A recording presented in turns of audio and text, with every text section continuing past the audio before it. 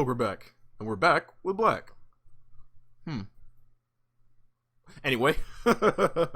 So, we are on to the black cards now, which means there's just the red, the green, the multicolor, and artifacts and various artifacts and lands. Either way, first card, Acquisition Expert. So black... One second. So basically, each color is going to be focused on a certain thing, with red having splashes of everything, it seems. So white's mostly going to be clerics, as we saw. Blue's mostly wizards, as we once again saw. So it only makes sense that black is mostly going to be rogues. So we have our very first... I think, actually, no, red is going to be mostly elementals, I believe. Anyway, we have our first human rogue, Acquisition Expert. So for 2 mana, colorless, and a black, you have a 1/2 human rogue. When Acquisition Expert enters the battlefield, target opponent reveals a number of cards from their hand equal to the number of cards in your party. You choose one of those cards. That player discards that card. So I guess even by itself, this is a strictly better burglar rat, even by itself. And the more and more you have in a party, the better and better this gets. This isn't all that terrible. You want to get this out. I'm not even sure when you want to play this. You probably want to build a deck around something like this. But again, even at the end of the day, I think this is going to be better in the constructed like discard decks in Standard that are currently using that Davriel guy. But this isn't terrible. It has a decent sized body for its mana cost. It's going to discard a card, and sometimes your opponent's going to be stuck between, alright, do I want to just discard this land and be able to not, and like risk not being able to play a card, or do I want to discard this other card? Ah, shoot, I don't know which one to pick. So it really does depend when you cast it. Sometimes you're going to cast it and get rid of their best thing, and other times you're going to cast it and just get rid of the land they didn't already need. So yeah. That being said, it does have the upside of you can just choose the card. Most cards like this that say that you can only choose like creature, you can only choose non-creature. This one says you can choose anything. So you could potentially choose a land if you have a decent enough amount. So yeah, this card's not terrible. I'm gonna give it a C though, because it's only average. You don't want to top deck this in a late game, generally. But every once in a while, you're just going to get this out turn 2 and you're going to screw up your opponent. Or maybe get it out like turn 4 when you have 2 other creatures in a party. You play this as your third party member and it's like, alright, let me see those 3 cards. Get rid of this one. So yeah, C. Next. And we have our first mythic rare already. Agadeem's Awakening. So it's X triple black. Return from your graveyard to the battlefield any number of target creature cards, each that have different mana cost of X or less. Now is the death hour, just before dawn.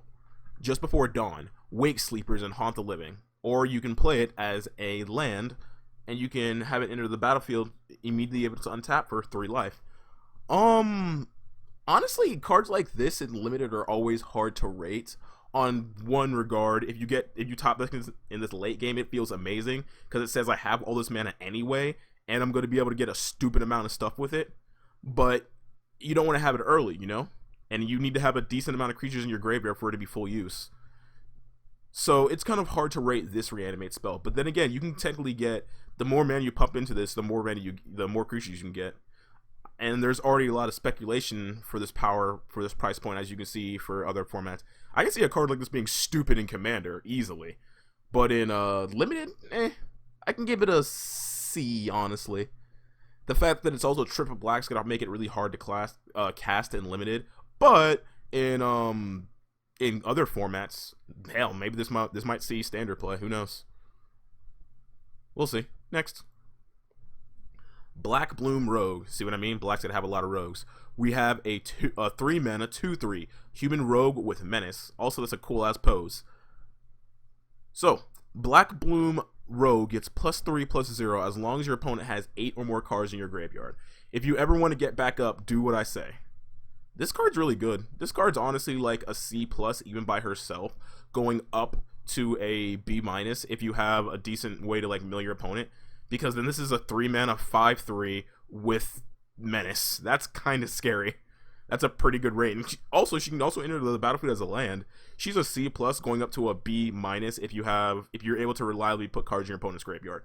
But even by herself, she's naturally evasive. She has a decent size, and she basically passed the vanilla test. So yeah, this is a pretty good card. Also really splashable too. Next. Blood Beckoning. It is a 1 mana sorcery, 1 black, or you can kick it for an additional 3, so 4 mana total. Return target creature from your graveyard to your hand. If this spell was kicked, instead return 2 target creatures from your graveyard to your hand. I have the same problem with this as I do with other reanimation spells. Those times where you are able to reanimate your best target or get back your best target to cast is going to feel great. And other times this card just kind of sits in your hand doing nothing. So it's kind of hard to rate. I'm going to give it a C, but who knows. Next. It's not going to see any eternal format play though. There's better ways to reanimate. There's literally claim right now in Historic which says get 2 mana creature back. But you can only get 2 mana creatures. There's a lot of 2 mana creatures. Like Croxus, he's 2 mana.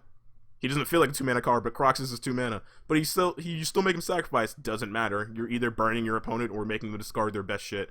It's a win-win for you. Anyway, next. Blood Price. So we have another sorcery, 3 mana and a black. 4. Look at the top 4 cards of your library. Put 2 of them into your hand and the rest on the bottom of your library in any order. You lose 2 life. Blood is the oldest currency. It's one of Black's ways of searching up cards. It's not terrible. It's just average, though. It's just a C. Not really much to say about this. Next. Blood Chief Thirst. Or Blood Chief's Thirst. That's drawn on, by the way. We are free. It is our duty to live. So, when Zendikar was being attacked by the Eldrazi, basically everyone in Zendikar teamed up. So, the vampires, the elementals, everyone was, like, working together to beat the Eldrazi. And here is the leader, Drana, who led some of the forces. Apparently she got her wings clipped during the fight, but now she's like leading the vampires, as we can see here. So, for 1 mana, you can destroy target creature or planeswalker with a mana cost of 2 or less. Or if you kick it for 4 mana, destroy target creature or planeswalker. This is a B. This is prime removal and limited. Isn't the only 2 mana planeswalker Tybalt still? Let me check. Do not adjust your set. I want to say that only 2 mana planeswalker is still just Tybalt. Did War of the Spark add any 2 mana planeswalkers? No, I think Tybalt is the only 2 mana planeswalker. Gatherer, help me out here. Because I feel like the planeswalker part isn't going to mean much just by its single cost. Honestly, this card might see. Well, no, it has to compete with Fatal Push. Never mind, it's not seeing eternal format play. It's gonna see standard play though. This is gonna definitely see sideboard standard play. 1 mana, destroy target destroy target creature. It's a pretty good rate. It's no Fatal Push, but it's not bad. Let's see. Creature or type. Planeswalker. CMC. 2. Let's see, how many 2s? I think it's just Tybalt. I think he's the only 2 mana planeswalker. Oh no, there's more than 2. Oh, right. Technically, that Nissa of Steward of Elements, who had an X cost, she is 2 mana, technically, because she has an X cost. And I forgot about Ren and 6. How the hell did I forget about Ren and 6? Okay, so there's 3. So, funnily enough, every 66% of the 2 mana planeswalkers are very good. With Ren and 6 being stupid and actually broken. Anyway, back to this card. It's a B. This is prime removal, just period. You're not gonna have the option of you're not gonna have the option of Doomblade, Veracicus Intent, Fatal Push. This is as good as you're gonna get. So you won't feel bad having this in your hand to get rid of your opponent's best creature. Next. And again, you can either cast it on their threatening 1 or 2 drop, or you can wait for the 4 mana and cast it on their threatening creature or planeswalker. Next. Coveted Prize. So, 4 mana and a black for a sorcery. The spell, however, costs 1 less to cast for each creature in your party. So, potentially, it could be a single black mana. Search your library for a card. Put it into your hand and shuffle your library. If you have a full party, you may cast a spell with converted mana cost for...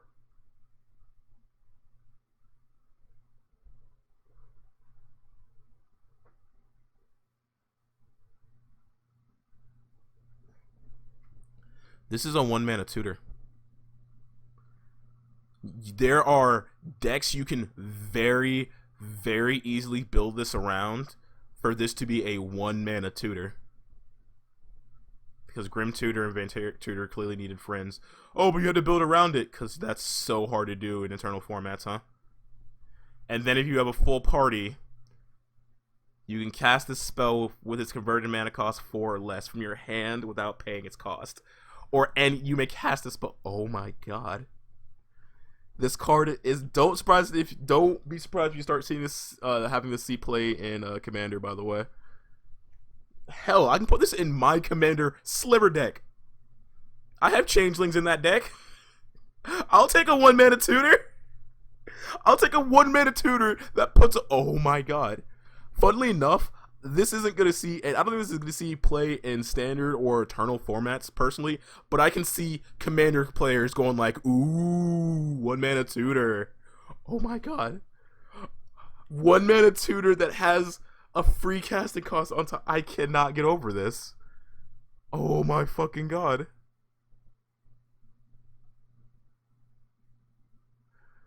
Honestly, I think this is a B going up to an A even by itself.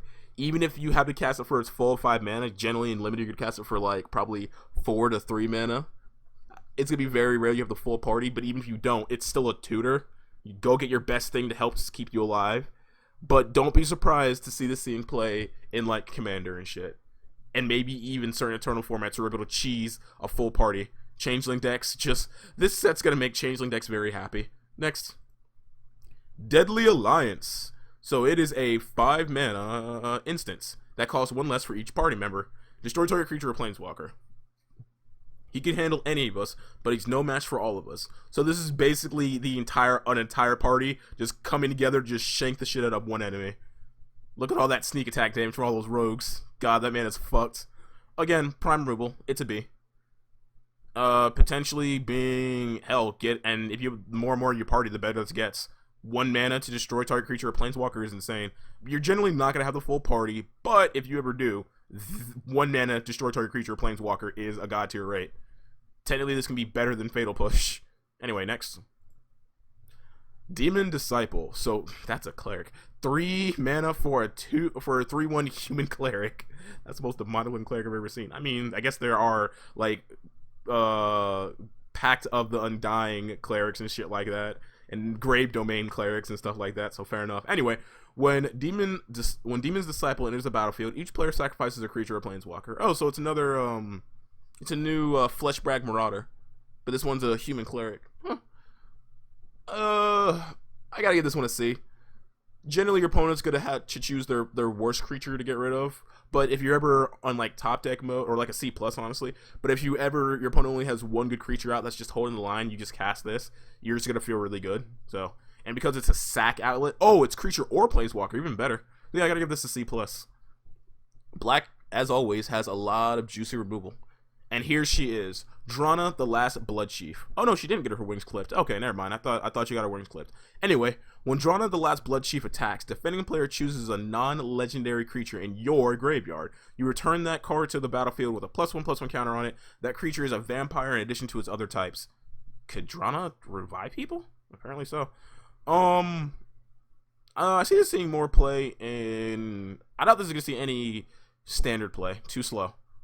It's a very, very good rate, but there's better ways of reanimating. There's better, less clunky ways of reanimating your creatures. But in Commander, there's possibilities of her being stupid. A reanimation target on a stick is really good, and you can play politics to say, hey, I won't kill you if you choose the best creature in my graveyard. So, it should be an interesting politic Commander. By herself, though, she's a B+.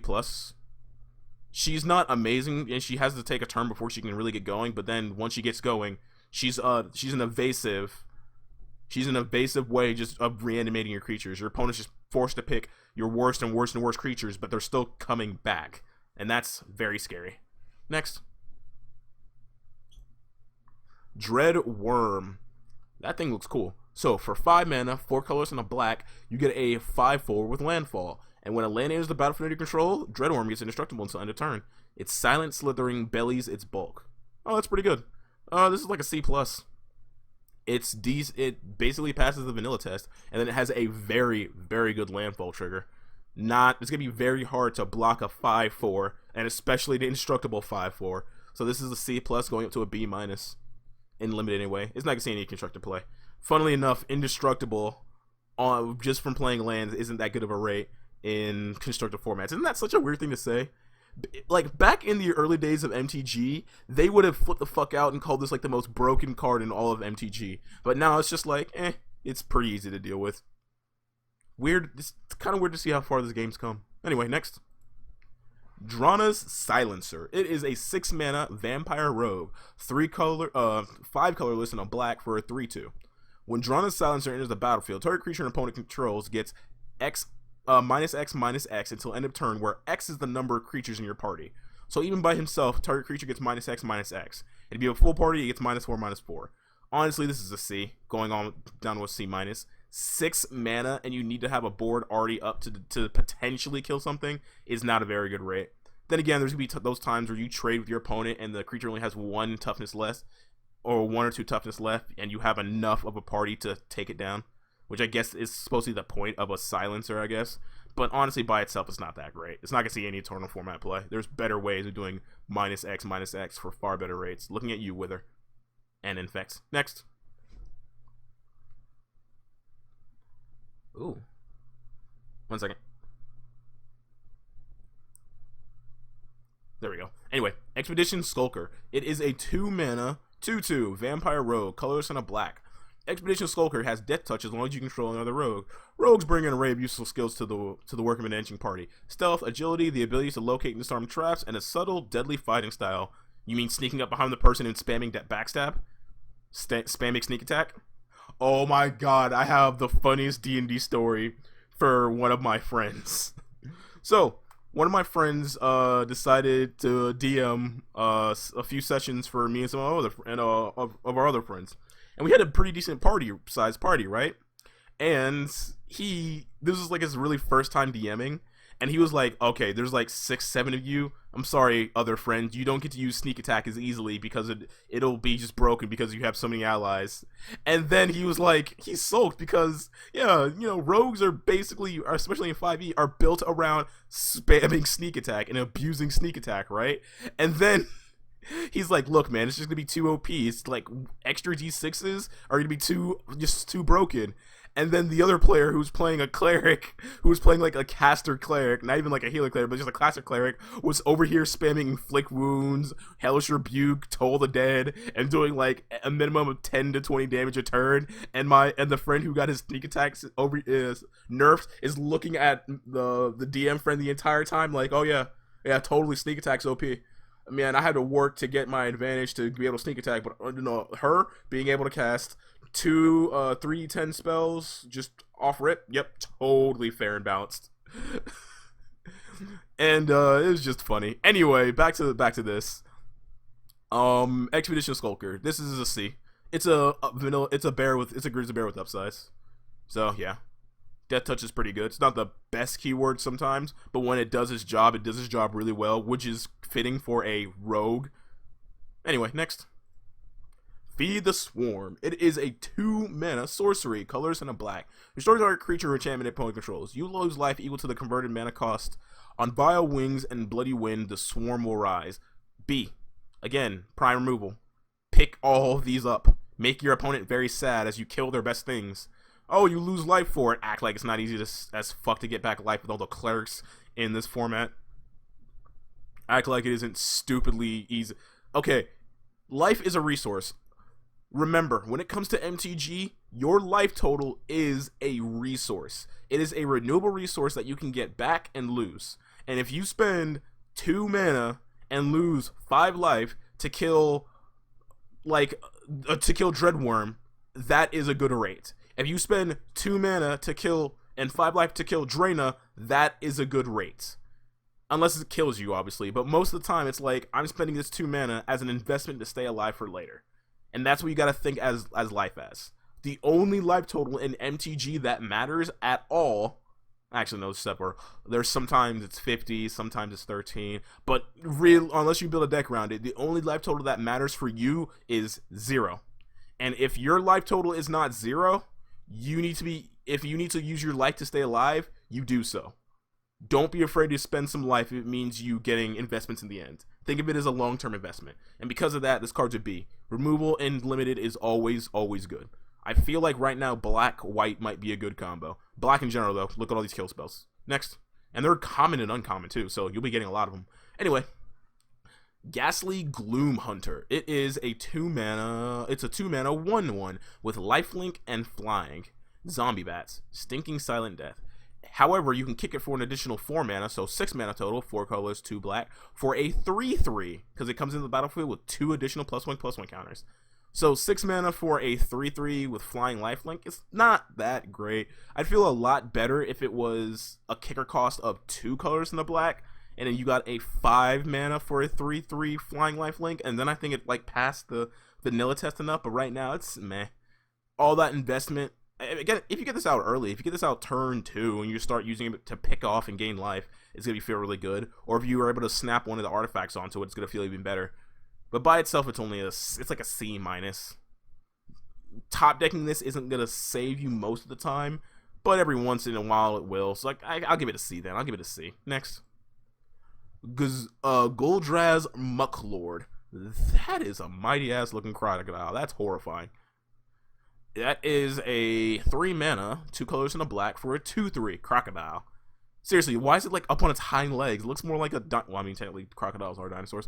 Anyway, when this creature dies, put a +1/+1 counter on target creature you control. Death comes in many forms on Goldraz. Most of them slow, subtle, and agonizing. At least a monstrous crocodile offers a swift death. Bullshit! They drown your ass! They drown your ass and then rip you from piece to piece. What is about that is swift? Are you kidding me? Also, it feels kind of weird that I feel like this is a flavor fail. Like, why is it giving another creature a +1/+1 counter when it dies? Shouldn't it be when other creatures die, this creature gets a +1/+1 counter? Whatever.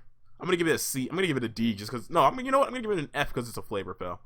I don't know why it would give the +1/+1 counter. It should be when other creatures you control dies, it gets a +1/+1 counter. Whatever. Next. Hagra Constrictor. It is a 3 mana, 2 colors and a black for a snake that is a 0/0. However, it comes into the battlefield 2 +1/+1 counters on it. Each creature you control with a +1/+1 counter on it, however, has menace. So technically, it's a 3 mana 2/2 with menace. That gives your other +1/+1 creatures menace as well. It's not bad. This is C. Going to C+ if you have a decent amount of 1 +1/+1 counter creatures, or ways, aka a bunch of kicked creatures, or ways to put +1/+1 counters on creatures, like that that colorless white cleric that just said put +1/+1 counters on creatures. Next. Hagra Mauling. It is a 4 mana instance, 2 colorless and 2 black for destroy target creature. However, this spell costs 1 less to cast if your opponent controls no basic lands. So in limited, this is a 4 mana destroy target creature at instant speed. Din, turn around now! Oh, she's dead. Oh, she did. The warrior is dead, guys. Again, funnily enough, this piece of removal right here is like strictly worse than basically all the other ones we've seen so far.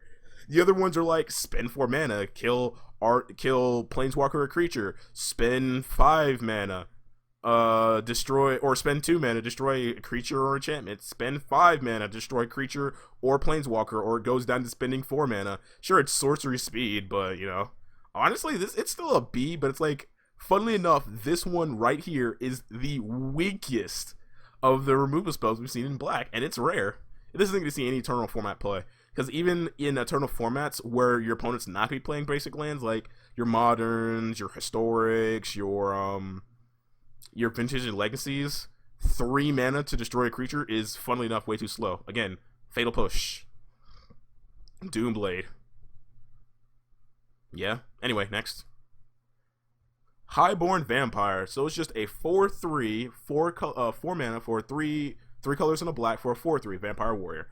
With the Blood Chiefs annihilated in the fight between free and enthralled, the swamp around Malakar are full of dangerous young vampires eager to make their marks. Oh, right. So what happened is there were 2 Drana was leading the vampires who were free of their own volition. And what was his name? Not Kethis. Shit. What was that vampire's name? Where's my phone? He was a very prominent vampire. I think his name started with an 8. Kalidas or something?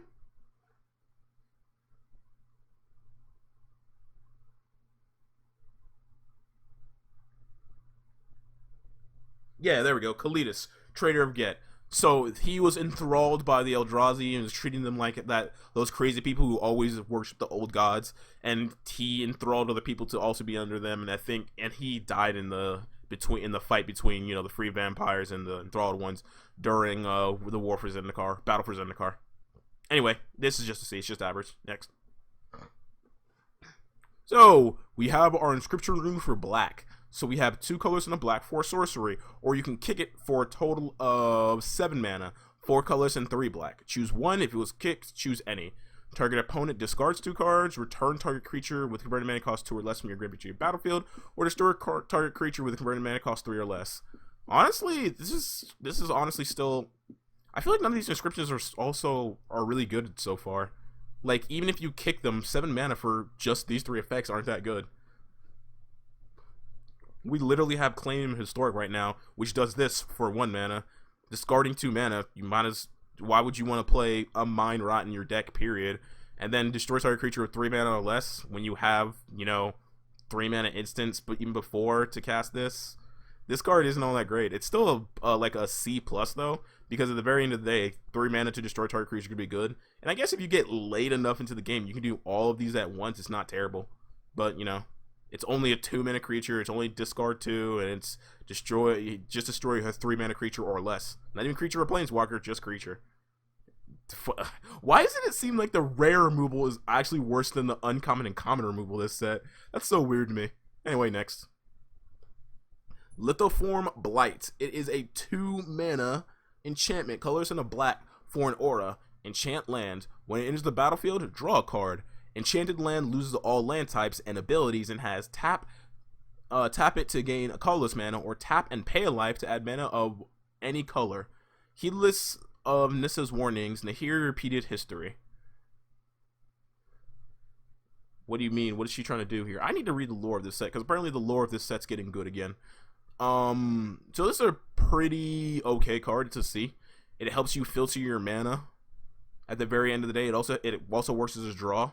It's a draw cantrip, so it's not terrible. It's like to see an Eternal format play. It's no what's it called? What was that card that was really prominent in M14?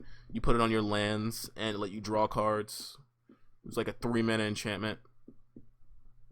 Give me a second. I remember the name of this. Rustic Studies talked about it. It's whatever.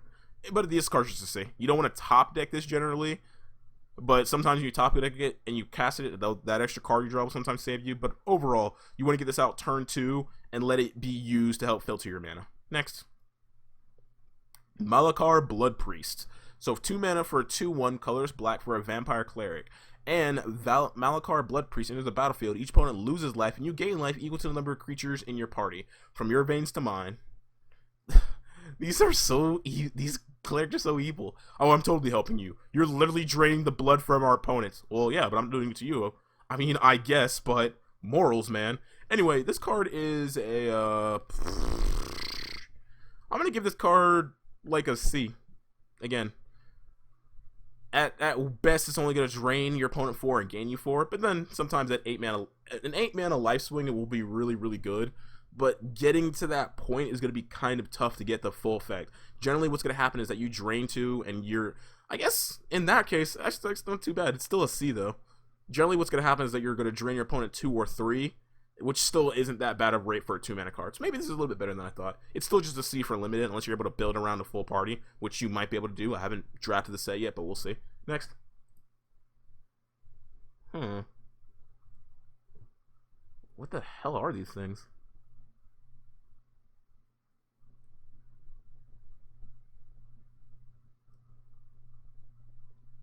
I'm looking at the art right now. I'm like kind of mesmerized. Anyway, Malakar Rebirth. It is a single black for an instance. You can choose target creature. You lose 2 life. Until the end of your turn, that creature gains. When this creature dies, returns to the battlefield tapped under its owner's control. That's not bad. Those who fail to escape Malakar become part of the city's defense. So I guess Malakar is like the big place where all these venturing parties are going because they heard big traders there. That's what it seems like. Or you can cast it as a land. It's not terrible. It's a 1 mana regenerate, more or less. So, I mean, when it does its job and keep your best creature alive, it's going to feel good. You don't want to top deck this most of the time, so I can only give it a C. Next. I don't get a lot of cards as D's, do I? Marauding Blight Priest. It is a vampire cleric, so 3 mana for a 3/2, colorless and a black. And whenever you gain life, each opponent loses 1 life.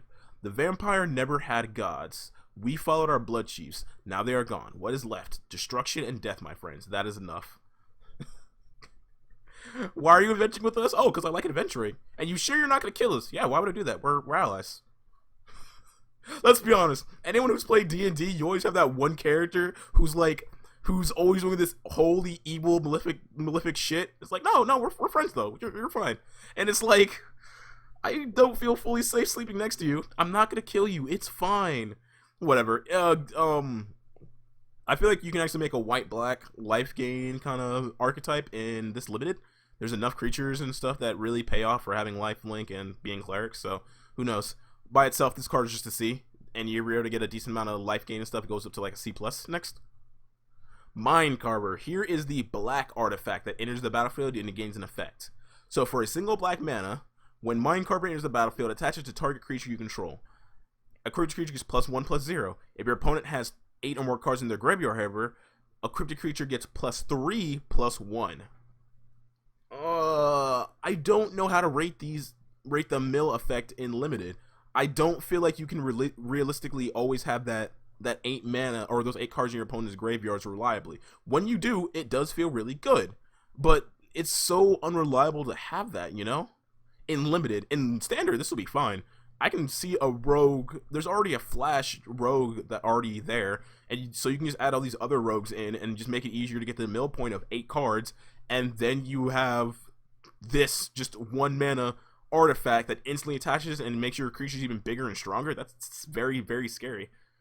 So in limited, I don't know how to rate this. I can only give it a C. I feel like it's so far weaker than the other artifacts like this that we've seen, but it's might see play in a constructed standard. We'll see. Next.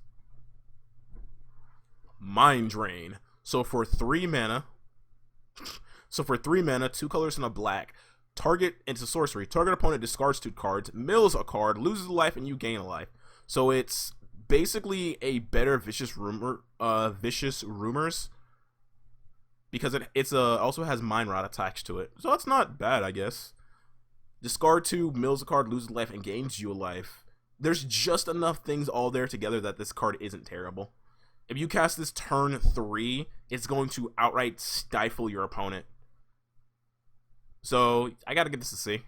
You don't want to top deck this, but if you get this out as soon as possible, like literally turn 3, don't be surprised if your opponent's literally just kind of dragging his feet for a little bit. It's not bad. Next. Nighthawk Scavenger. Is this supposed to be our replacement to the Nighthawk card from the original Zendikar? Seems like it. What was it called? It was the flying Death Touch Lifelink 3 mana 2/3. Anyway, what does this one do? So for colors black, you get a vampire rogue that has 1 plus X and a toughness of 3. Nighthawk Scavenger's power is equal to the number of card types among cards in your opponent's graveyard. Oh, so it's like a Tarmogoyf card. Under Drana's leadership, vampires are finding new strength in unity. So yeah, it's Tarmogoyf with keywords and a set amount of toughness. This might be actually scary. Those are a lot of keywords. Then again, it is opponent's graveyard, but still, I can see this being very scary in that rogue mill deck, or that I'm not even sure if it's gonna be called if it's really a mill deck. But there are plenty of rogues that mill your opponent, and the fact this kind of slips in naturally, I can see a black-blue rogue deck being quite nasty. We will see. By itself, though, this card's amazing. By itself, this is easily a B, going up to an A possibly, because your opponent, by the time your opponent's gonna have cards in their graveyard. I have not seen a point where your opponent never has any cards. The reason I have mixed feelings about saying 8 or more is because you can't really control 8 or more. But having even a single card or 2 in the graveyard is easy. Let's say by turn 3, they're going to probably cast like an instance or sorcery. You're going to have it traded with a creature, which means this comes in as a 3 mana 2/3 with flying, death touch, and lifelink. And then each other card that also goes in there, this gets scarier and scarier and scarier. This can take a game over by itself. So this is a very good card. Snatch this up. Even if you aren't in black, take this away from your opponent. It's a pretty good card. Next. Namana Skitter Sneak. It is a 4 mana, 3 colors and a black for a 3/4 human rogue. As long as your opponent controls 8 or more, again, I don't know how to feel about this, but anyway, as long as your opponent has 8 or more cards in their graveyard, this card gets +1/+0 and has menace. So if your opponent has 8 or more cards, it is a 4/4 with menace. If not, then it's a 3/4. It's not bad, it's a C. I feel better about that 2/3 we saw earlier that becomes a 5/3 with menace, but this card isn't terrible. It's not. It's just average though. See, next. Demina's Sky Dancer. That's the most vampire looking rogue I've ever seen. Anyway, is she fighting a Tarask? Huh. Anyway, it is a 3 mana, 2/1, 2 colors and a black for a flash flying human rogue. How the fuck are you flying? When it enters the battlefield, target opponent mills 2 cards. I guess if you get a decent enough of these to get the 8 cards in your opponent's graveyard, it's gonna feel really good playing a rogue deck in limited. So, it's a C. Going up to a C plus if you have enough of the other get 8 or more cards in your opponent's graveyard deck or cards in limited. I doubt this is one of the rogues you're gonna see play in the standard rogue deck, but we'll see. Actually, no, it's not. There's no way it is. There's better rogues to play. But flash flying isn't that bad because at the end of the day, you can still play this as a flash haste or a flying haste creature if you play it on your opponent's turn. Next. No Priest of Oblivion. It is a 2 mana, 2/1 vampire cleric. Or you can kick it for 6 mana total, 4 colorless and double black for a menace life. And it actually has menace and lifelink. If it enters the battlefield, if it was kicked, return target creature card from your graveyard to your battlefield. This is good. Attaching reanimate to a creature is really good.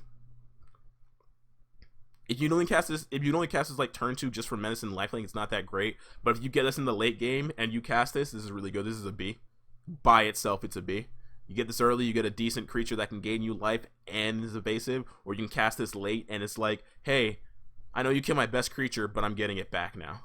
Just straight to the battlefield. Easily a B, possibly even an A. We'll see how this limited shapes up. Next. Oblivion's Hunger. So it is it is a 2 minute instance, colorless and a black. Target creature control gets indestructible to end a turn. Draw a card if that creature has a +1/+1 counter on it. Indulge the void. Become the void. Consume all you touch. By itself, this is again prime way to keep your creatures alive because indestructible is really good in limited. And then if your opponent if your creature has a +1/+1 counter, it gets even better. Honestly, I gotta give this like a C plus, going up to possibly a B minus. Protecting your creature and also potentially drawing you a card is a very nasty rate. White has cards that are similar, like give protection and scry, but this says give indestructibility and draw. So I guess you got to build around a little bit, but still, if you ever get to a point where you keep your creature alive and you draw a card with this, you're gonna feel really, really good while your opponent feels really terrible. So I gotta give this like a C plus, going up to a B minus if you have enough +1/+1 creatures in your deck in limited. I don't think it's going to see Eternal format play. It might. I don't know. But we'll see. Next. Palaka's Predation. So it is a 3 mana sorcery, 2 colors and a black. Target opponent reveals their hand. You choose a card with a converted mana cost 3 or greater. That player discards this card. This card's terrible. I knew we shouldn't have come this way. Or it gets going to enter the battlefield as a land. I think this is supposed to be paying homage to a card from Battle for Zendikar, which was a 2 mana version of this, and it said exile target card of mana cost 4 or greater, but 3 mana just to search your opponent's hand and get rid of something is pretty terrible, right? I gotta give this like a D, or actually no, I could give it like a D plus to C minus. It's not all that great. Next. Scion of the Swarm. It is a 5 mana, 3/3 flying vampire cleric, 3 colors and double black. Whenever you gain life, put a +1/+1 counter on Scion of the Swarm. Vampires are now masters of their own fates, commanders of their own legions. That'd be horrifying if you saw a vampire just being followed by a swarm of giant mosquitoes. I'd shit myself. It's a C plus, going up to a possibly maybe a B if you have enough life gain. It's naturally evasive. It can make itself stronger and stronger as long as the longer a game goes on. Combine this with the cleric that can gain life. Any of the clerics that can gain life is going to be very scary. See. Next.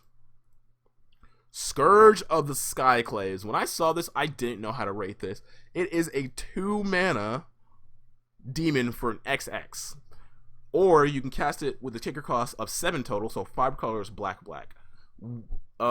If it was cast, when this spell is cast, if it was kicked, each player loses half their life rounded up. Scourge of Skyclave's power and toughness are equal to 20 minus the highest life total among players. So if you just cast this on turn 2 when you're both at 20, it's a 0/0 and instantly dies. But the longer the game drags on, the stronger this thing gets. In theory, the strongest this thing could... Well, no, that's not even true. Technically, in certain situations, become 2020, but in realistic terms, the strongest this thing can get is a 1919. However, in Modern, where you're playing decks where most of the time you're starting, each deck starting at 15 from like fetching and all that shit, this card could potentially be very scary. In fact, I can already look. We're already seeing it right now. I can see this seeing a lot of play in Modern. Standard, I'm not fully sure, but in Modern, again, where a start of a game is gonna. Here's what the start of a Modern game is gonna look like. All right, I play my fetch land. I crack my fetch land going down to 19. I play my shock land going down to 17. I then turn 1 Thoughtseize You, putting myself down to 15, or things of that nature. So, and then if you do something like that, and then you cast your spell on turn 2, this thing's then left a 2 mana 5/5. If you're both starting at 15, so potentially in Modern this can be scary. Standard, I don't feel like it's gonna be that great, but in Eternal formats, I can see this being a major threat. So yeah, it's very rarely gonna get kicked, but just casting it and you're getting a very, very beefy creature in Eternal formats is gonna be scary. Limited though, this is gonna be kind of probably pretty bad. Still, take it to sell it. Take it to sell it, clearly. Next. Shadow Stinger. It is a 3 mana 1/4, 2 colors and a black vampire rogue. Tap another target rogue control, and this card gets Death Touch until end of turn. And when this card deals combat damage to a player, that player mills 3 cards. I can only give this a C. Unless you're trying to mill out your opponent. If you can build, I feel like, funnily enough, I might build a black-blue mill deck in Limited. I might try to force that one of these times. We'll see. Anyway, being serious, this is just a C. Every once in a while, it's going to help you get your 8 cards into graveyard triggers for your other cards. But for the most part, it's a decent-sized butt. So, And the fact you can give it Death Touch can make it a pretty good blocker or attacker sometimes. We'll see. But I can only give it a C by itself. Next. Shadow's Verdict. Oh, look, the card that says, fine, everyone hates Oro and Narset and shit. We'll just give you a card to hard counter them. Shut up now. It should say can't be countered as well, but whatever. It is a 5 mana sorcery, 3 colorless and double black. Exile all creatures and planeswalkers with converted mana cost of 3 or less from the battlefield. Exile all creature and planeswalkers with converted mana cost 3 or less from all graveyards. The Shadow of Death falls over everyone in the end. Honestly, I don't think this card's that good. It's a little too dirtily for 5 mana. If it said exile all creatures and planeswalkers with converted mana cost with 3 or less from the battlefield, and then you got to search your opponent's library, or in your library you got to do the same, I feel far better with it. But the fact that it only says exile cards on the battlefield and the graveyard kind of stops it from being much better for me, or all that great for me. This is literally just here, though, to hose Oro. But I feel like it's going to be too slow. The fact that Oro's only 3 mana... Well, no, I mean, it's still going to hose Oro. Don't be surprised to see the seeing sideboards to hose Oro. By itself, though, it's not a very good board clear. It's only a C. Why is the rare removal in the set seem so bad compared to the common and uncommon? I guess in terms of limited, anyway. Anyway, next. Skyclave Shade. It is a 2 mana 3/1. Colors and a black for a shade. You can kick it for additional 3 mana. So 3 colors, 2 black.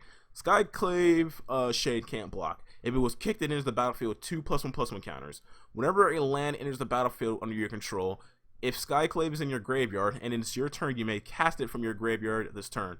So this is basically the Bloodghast of this set. And it says because of how it works, you can cast it from your graveyard. Technically, it doesn't have haste like what's it called has, like Bloodghast has, but this is supposed to be like an a more balanced Bloodghast. For those who don't know, there was a card back in Zendikar called Bloodghast. It was a 3/1 spirit, couldn't block, and I think it said that it had haste if you had 10 or less life. If either you or your opponent has 10 or less life, one of you has 10 or less life, it has haste. And every single time it landed into the battlefield, you just got it straight back. This says you had to recast it each time, but that's still a pretty good rate. Can't block, again, just like the other shade, like Bloodghast. But all things considered, it's not terrible. I gotta give this a B because it has self-reanimate. Sure, it can't block and self-reanimate, but still self-reanimation. It's very unlikely your opponent's gonna have that shadow card to get rid of it and exile it. So, yeah, still a B. Next. Skyclave Shadowcat. Most horrifying cat I've ever seen. It is a 4 mana, 3 colors and a black for a 3/3 cat horror. And you can spend 2 mana, colors and a black to sacrifice another creature. Put a +1/+1 counter on Skyclave Cat. Whenever creature you control with a +1/+1 counter dies, draw a card. That's pretty good. I can give this card a C+. And going up to a B- if you have enough other cards with +1/+1 counters. But even then, by itself, the fact that you're getting +1/+1 counters or something that you can use as a sack outlet, it's not bad. Perhaps in the distant ancestors were radiant Felidars, but no hint of their ability remains. Yeah, it turns out when you're in a land that has been sucked dry by the Eldrazi, you tend not to turn out all that great.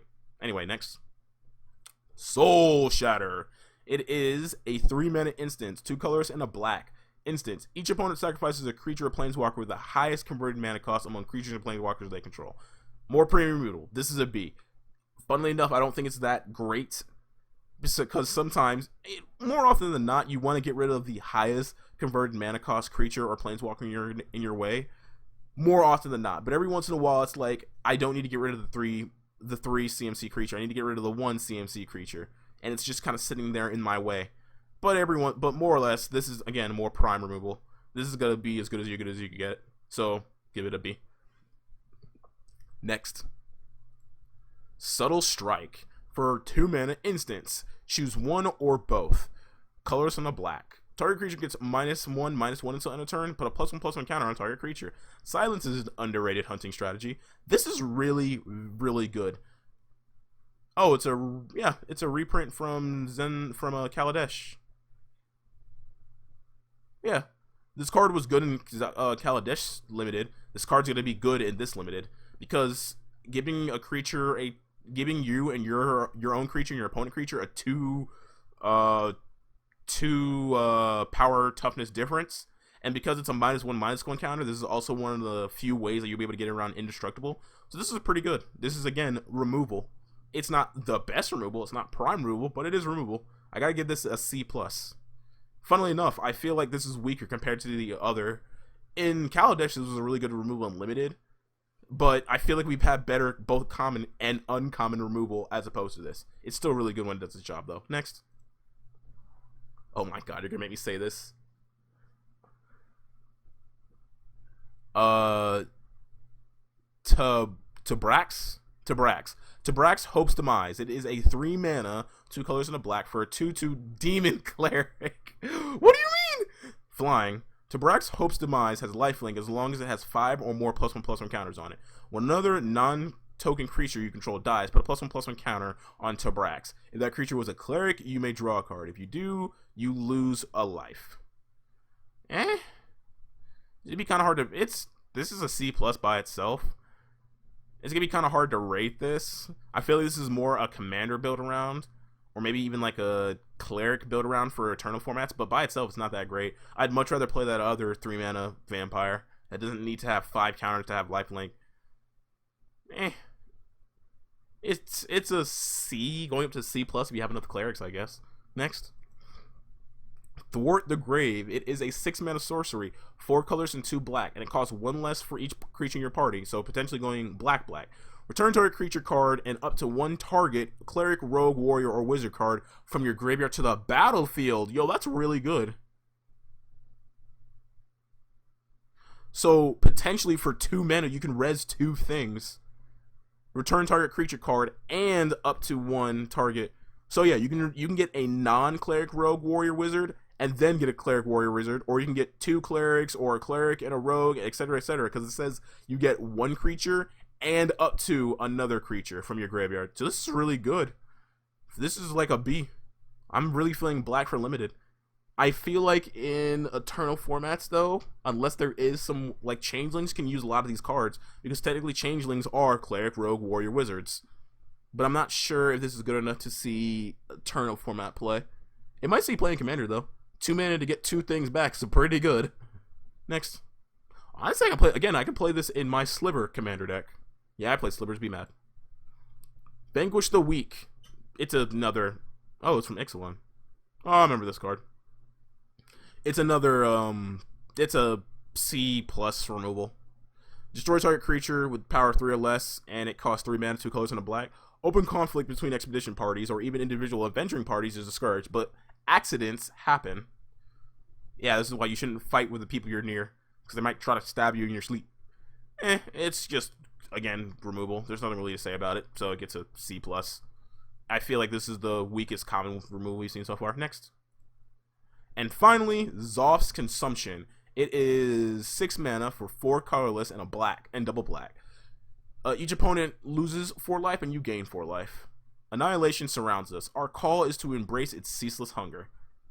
Or you can just have it enter the battlefield as a land. This isn't that great. You're going to use it more as a land than you can use it as a life drain spell. 6 mana just to drain 4 and gain 4 is pretty terrible. But, you know, sometimes it'll win you the game, and sometimes you can use it to land early. I gotta get this a D, honestly. It's not all that amazing. But yeah, that's black. So, honestly, I feel like a lot of these black cards are going to be... I feel like black's going to be, so far, based on what I've seen, is going to be one of the go-tos when it comes to limited. We'll see if maybe red or green is going to be its partner color. Right now, it's obvious that it wants to be like black. You want to be milling your opponent at least 8 cards, and then you just want to be using these cards that get buffed by your opponent having 8 cards in your graveyard to just punch and kill your opponent. So I'm really feeling black for limited, and I can already see some of these cards seeing play in Eternal formats, like that Skyclave Demon thing. Either way, for everyone out there watching, thank you. I want you to have a good morning, evening, day, or night, wherever you're at. But for right now, I'm out. Later.